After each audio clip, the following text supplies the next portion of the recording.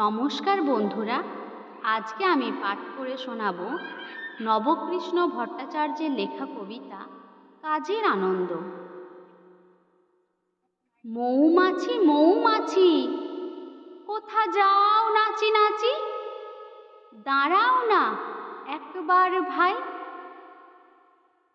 ওই ফুল ফোটে বনে, যাই মধু আহরণে, দাঁড়াবার সময় তো নাই।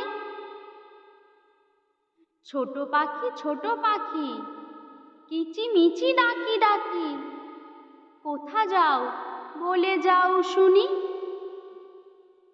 এখন না কব কথা, আনিয়াছি তৃণলতা, আপনার বাসা আগে বুনি।